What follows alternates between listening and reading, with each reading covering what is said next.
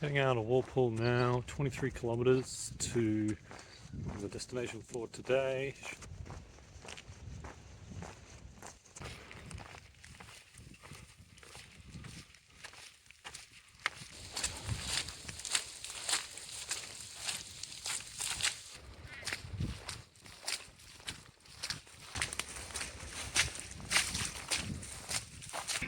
The rain is coming and going this morning, and so are the puddles.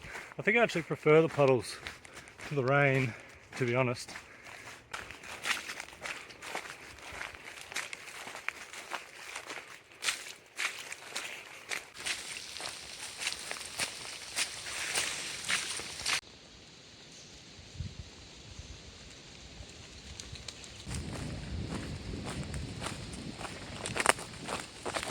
What happened to the path? Well, coming into, I think it's Mount Clare campsite now. Halfway point for today.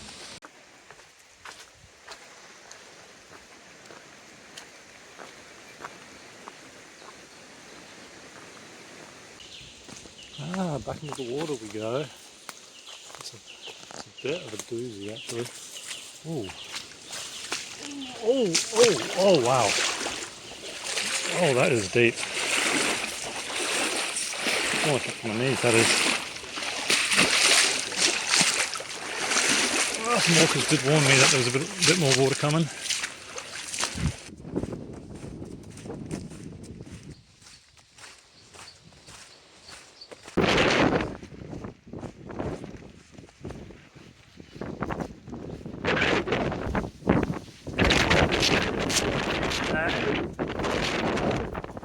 It's red tides. I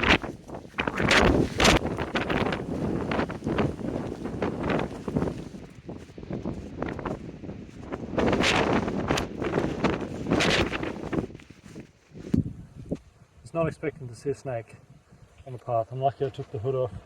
Gale died down because I was about to walk right past that. I easily could have stepped on that. It's not moving at all. I thought, yeah, absolutely no way that I see a snake today. Sun's not out, it's cold. I threw a few sticks near it and didn't act, so I think it possibly was dead. It's very pretty through here.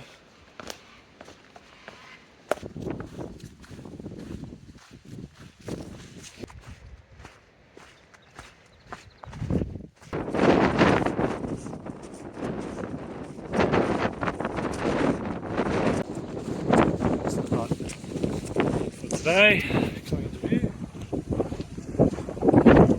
Well, there's Long Point Shelter, quite a nice little spot. Looks like there's a little lookout, but I am famished. The shoes are a little bit muddy, I reckon. In the final episode of Kyle's Cooking Adventures, we have dinner, which is provided by Strive. So yeah, chuck that in the pot, chuck the water in, I just eyeball it, I kind of ignore the instructions. Let that boil, let it simmer for a bit. Wait until it is al dente, add the cheese, and let's make more. Nothing like a lazy Sunday afternoon in my tent. And it's raining. I get to enjoy a nice caramel slice.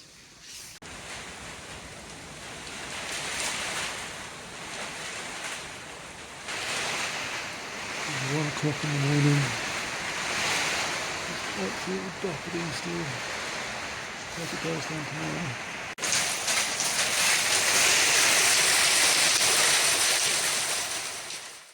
It was bucketing all night, and I actually think I heard some hail this morning, but according to Bomb, it is going to die down now.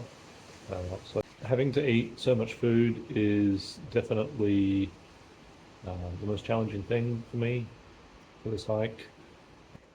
Every morning when I'm eating my breakfast, trying to finish it all, it feels like that scene out of Harry Potter where Harry is getting Dumbledore to take just one more scoop of that liquid that he needs to drink, and it's just, no more. Come on, sir, just one more. No. It is in fact still raining. So I guess I'll wait a little longer. Hopefully it stops soon. Just going for a little walk down to the lookout that everyone in the logbooks was raving about. I think this truly is the final time that I will get to see the ocean on this walk. I think from here on it is going to be entirely inland.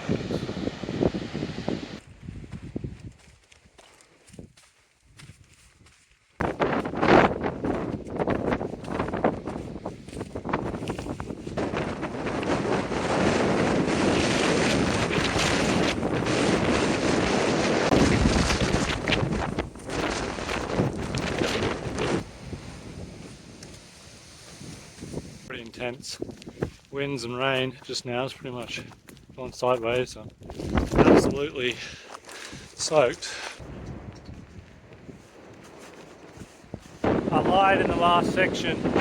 This is finally the last piece of beach before I head inland.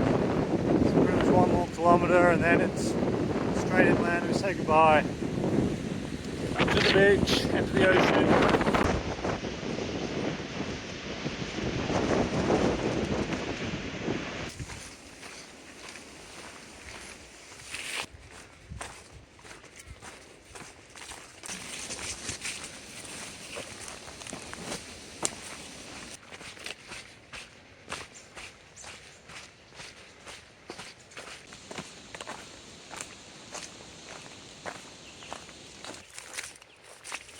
Well, I think we are now entering the flooded track area.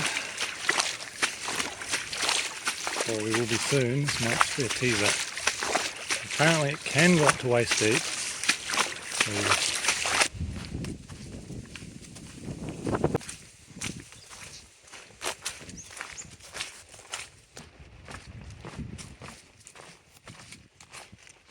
I actually really hate walking on these boardwalks because they're incredibly slippery.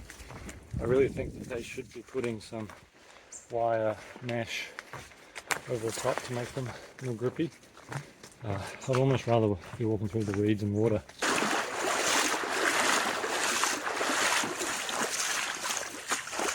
I take back what I said earlier about this being my favourite terrain. It's actually makes it very hard to figure out where to go because there's no clear pathway because it's all just rock.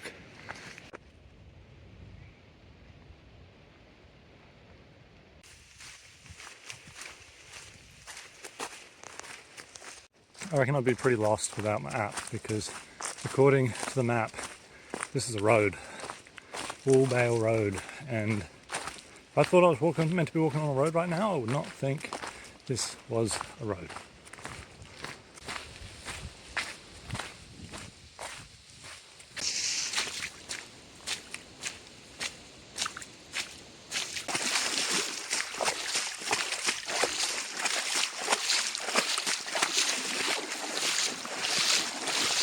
Well, definitely the flooded section of the track. It is just endless water pretty much. There's wheelbarrows.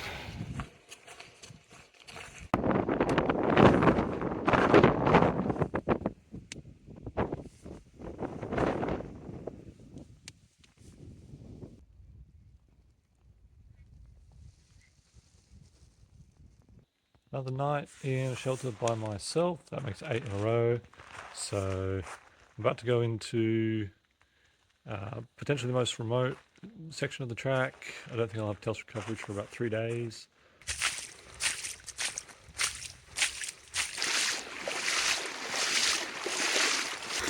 This stretch here is just going on for hundreds of meters. And I can tell you, don't wake you up in the morning. Still the same section about 5 minutes later. It is cold, can confirm. Now all my friends are at home playing Silk Song and I'm here just wading through water. Sometimes I really question my life decisions. My feet are numb. Absolutely frozen. It's nice to be out of the water, I tell you what. Bloody deep now. It's above the knees. So this is why I did not wear hiking boots on this trip, because it doesn't matter how waterproof they are, when the water's going up to your knees, the water's getting in your boots, obviously. And if you're wearing big, thick hiking boots, they're not going to dry.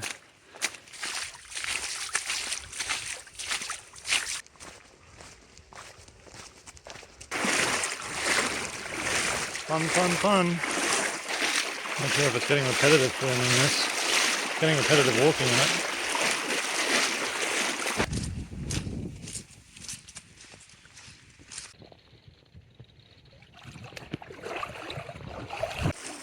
You know, they say that there are at least two levels of fun. There is level 1 fun, which is fun in the moment. It's fun just to do the thing.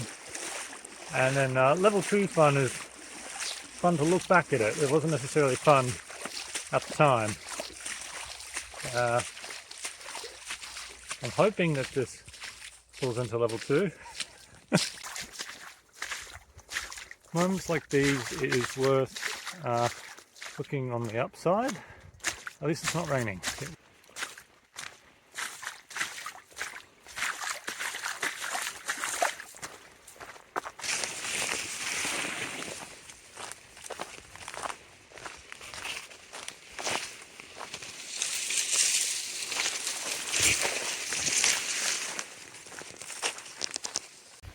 7 years it took them to develop Hollow Night Silk Song. And they pretty much just shadow drop it. It was like a month's warning. Right when I'm going on like a 2-month hike. I mean, why? Why do that?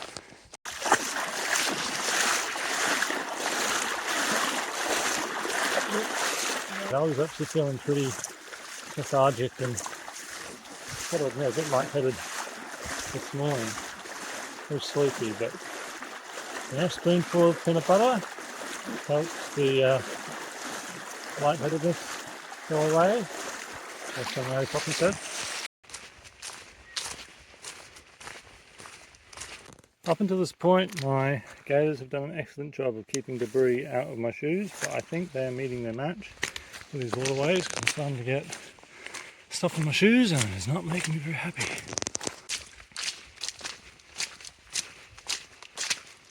According to the Far Out app that I use, just hit the 250 kilometre mark. That's a quarter of the way.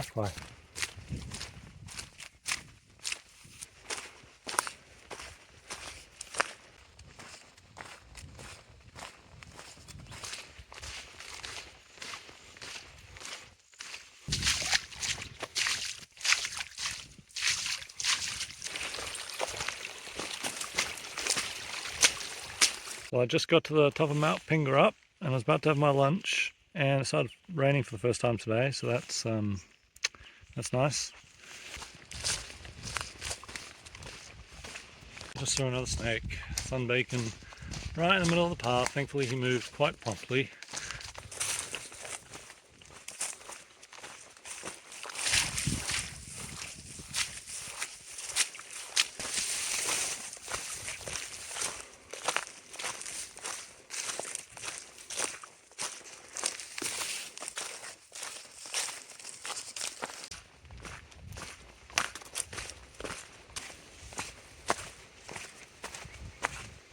A few hundred meters from camp, the shoes are starting to dry out, but of course I knew there would be an unavoidable water section. Headed into Mount Chance.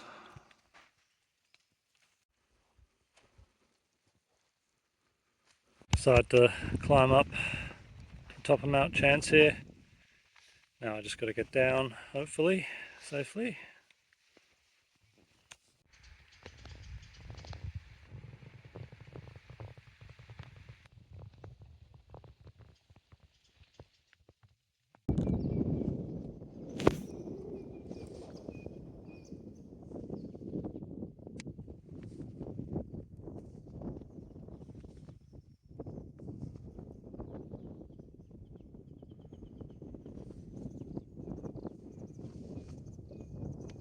Another day, more puddles, leaving Mount Chance now, which was quite a nice campsite. Heading to Walpole.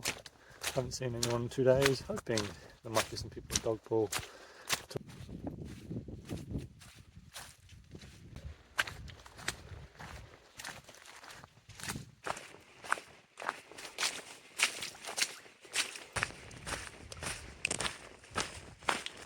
Just when you think, oh, maybe there won't be any more of this.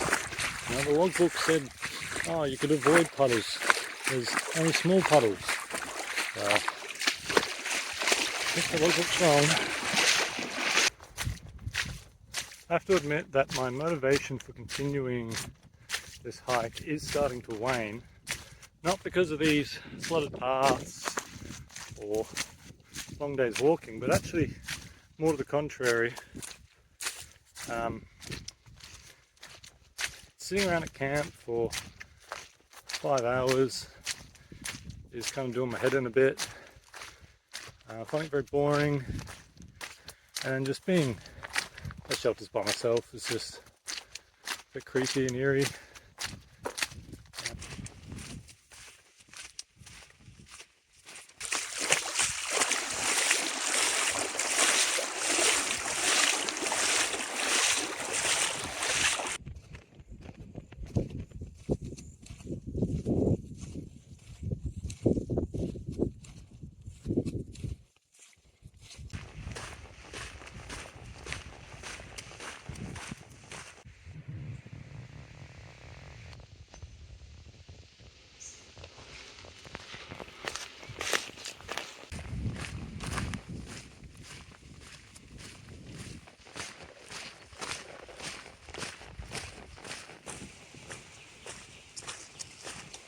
Not a super eventful day today, but that's okay, just lots of road walking.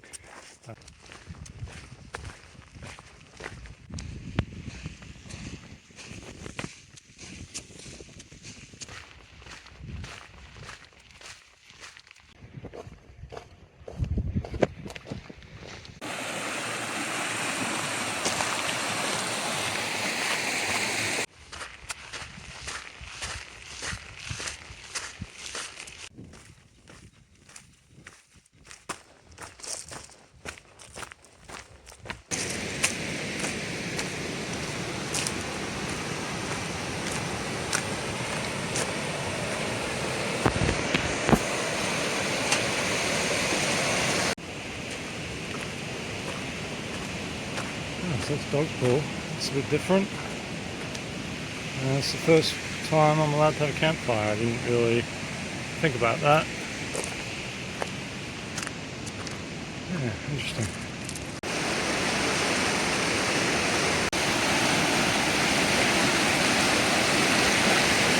Today, on this bonus episode of Kyle's Cooking Adventures, we are making lentil curry dal. So first, assemble your ingredients. 1 packet of lentil curry dal into a pot. Put exactly 870 mils of water into the pot because you totally have the correct measuring equipment to determine what 870 mils is.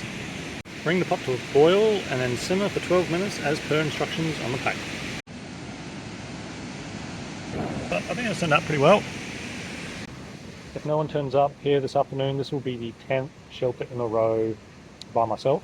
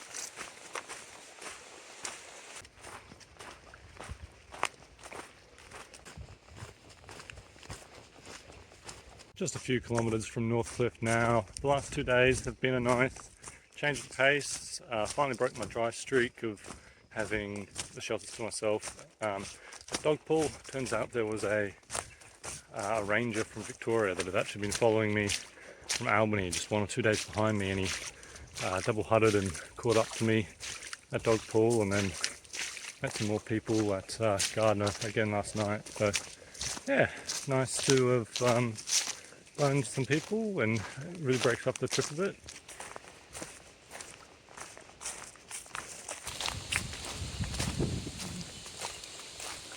We're coming to the end now of another section. I'm just going to spend one night in Northcliffe and grab some food, and then continue on to Pemberton, which is only another 3 days hike from Northcliffe, and then I'll probably have a bit of a longer break in Pemberton.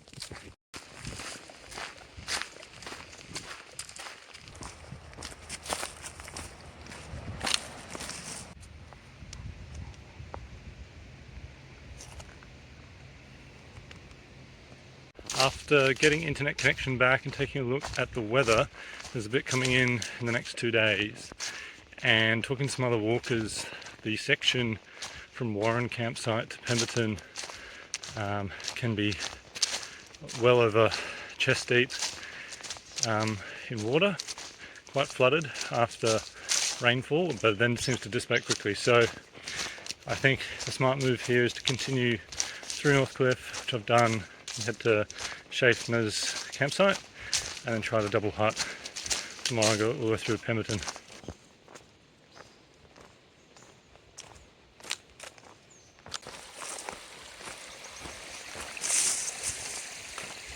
I just did a random 1 kilometre loop Gardner adventure trail for absolutely no reason, because I wasn't paying attention to signage.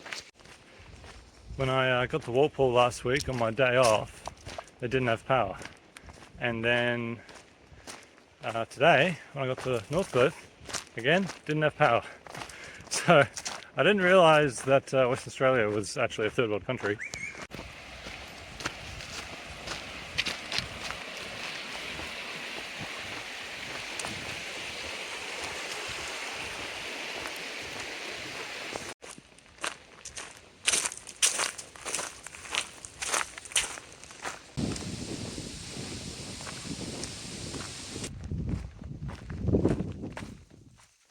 Friendly farmer just gave me an apple as I was walking through, which is very kind of him.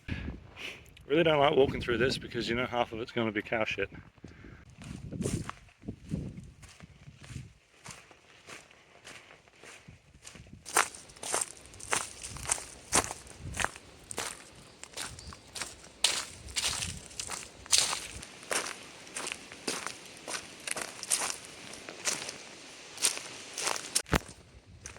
Less than 1 kilometre from camp, and there's a massive puddle. This is so typical. Shoes have remained dry since Northcliffe. I'm not walking through that.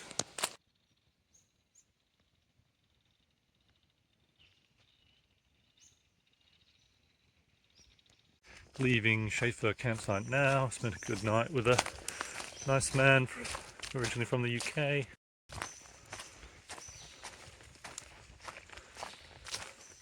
Going to be a big down trail today. I'm going to try to do full 40 kilometres into Pemberton because the rain is coming in today and will come in more tomorrow.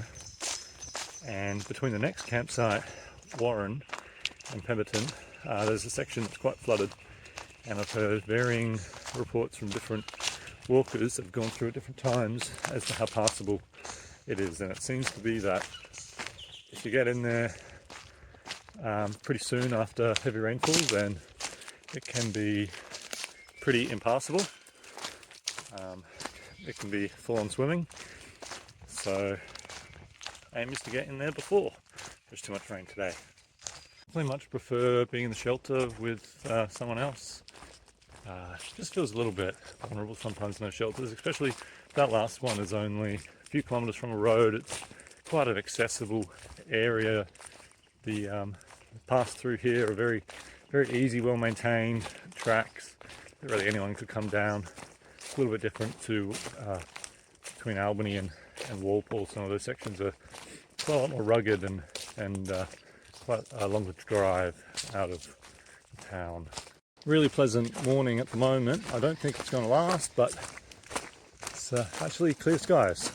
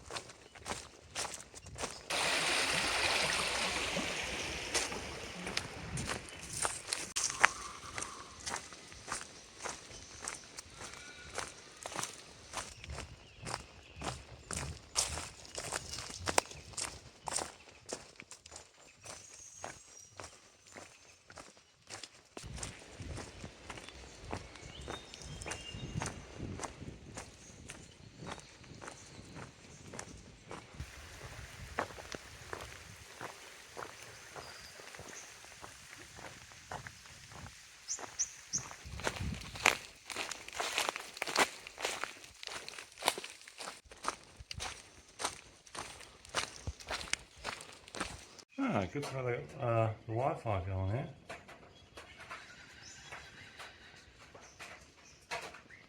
Just leaving Warren campsite now, run into another guy double hutting from the other direction, who said that the conditions are fine and there's a diversion place.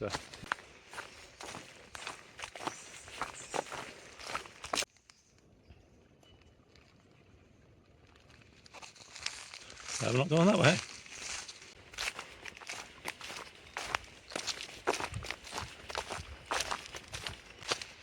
Unfortunately, the right ankle is giving me a bit of a problem for the first time this trip. It's feeling quite tight. Not sure if it's the increased elevation today or just a bit of volume catching up with me.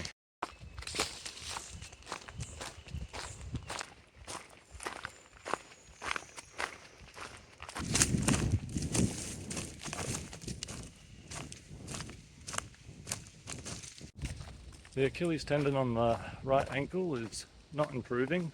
It's really all this uphill that is giving it a hard time at the moment. Hopefully having a day off in Pemberton will help.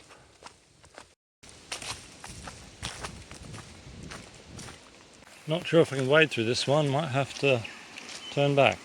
I'm only joking, this is the first puddle of the day. I actually was about to say that there haven't been any. This tree here has some very old metal rope, I don't know, I guess you'd call it, and it clearly look like axe marks, so I think this is evidence of when they used to cut down the cherry trees in these areas.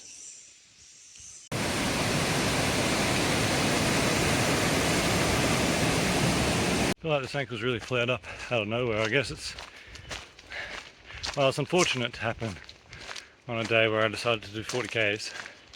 And it happened in the first half of the day. It's also a good thing that's happened just before a rest day, just before I get into town. Just give me an opportunity to reassess it, and better to happen now than halfway between two towns. Path is like gone. How do I get out of this? Had to take the pack off to get out of that. It took about 5 minutes. Man, pack still has way too much food in it. It's not easy getting over trees like that with a pack. About 6 k's from town. Limp mode has been activated. But only about an hour and a half at this pace, I think. So, not too much longer. Why is there another tree? Why? Oh, at least it's not raining.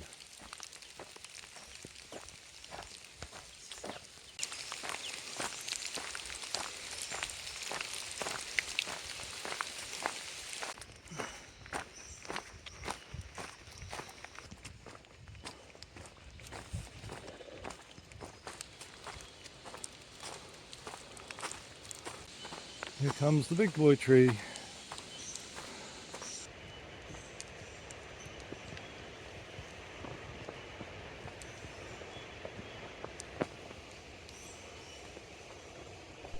After a few more kilometres, I finally made it in to Pemberton.